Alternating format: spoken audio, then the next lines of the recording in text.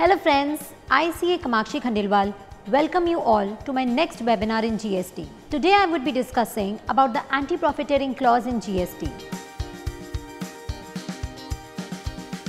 Anti-profiteering clause has been introduced to protect the interest of consumers and at the same time not harming the industry interest. Efforts should be made in the direction of a streamlined and transparent process to identify the malign practice, if any. To achieve this objective, a provision under Section 171 of the CGST Act has been inserted titled Anti-Profiteering Measure. Similar provisions are there in the state or the union territory GST laws also. Clause 171 provides that it is mandatory to pass on the benefit due to reduction in the rate of tax or from input tax credit to the consumer by way of commensurate reduction in prices.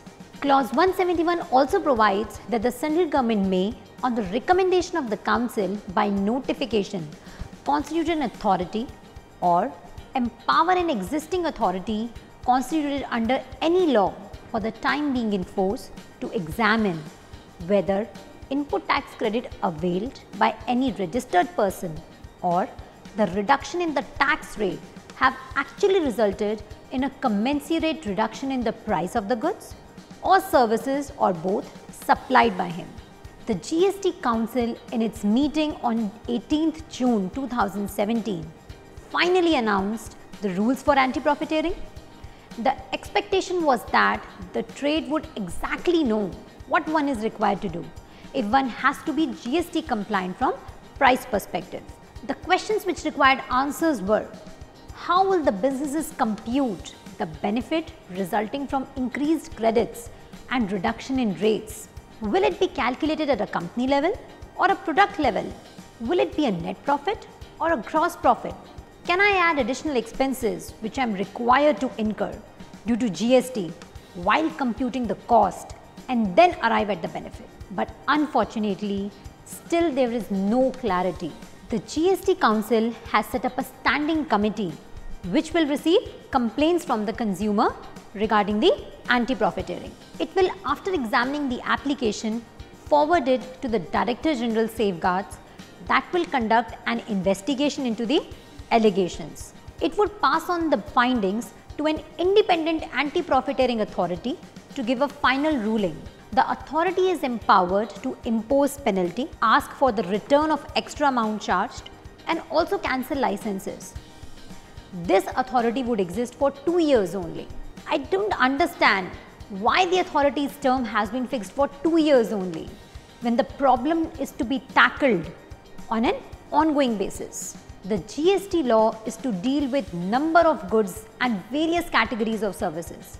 The GST Council has classified the goods into various categories for bringing these in 5 rate structure of 0%, 5%, 12%, 18% and 28%.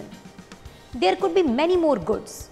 Scrutinizing the complaints concerning so many products to ensure whether the profit resulting from imposition of GST is being passed on to the ultimate user could be an uphill task. It needs constant monitoring and vigilance.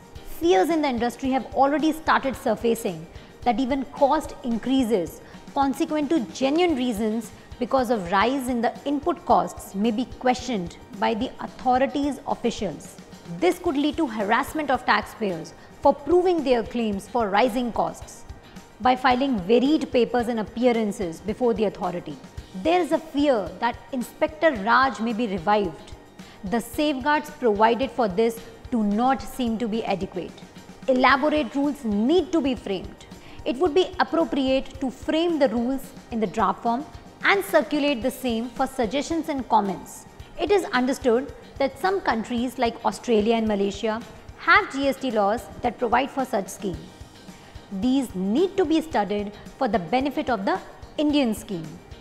In the end, I would like to conclude that the provision as it exists at present needs to be fully dressed up. Some more aspects needs to be taken care of, like the authority needs to be given suo motu powers to take cognizance of the profiteering cases. Provision needs to be introduced for review, revision, appeal concerning the authority's decisions. To check frivolous complaints, deposit of some token amount, say 5,000, could be prescribed, which could be refunded if the complaint is found genuine, or it could be forfeited if the complaint is found to be without any bias. For making the section effective, much more needs to be done. I hope you all found the content useful.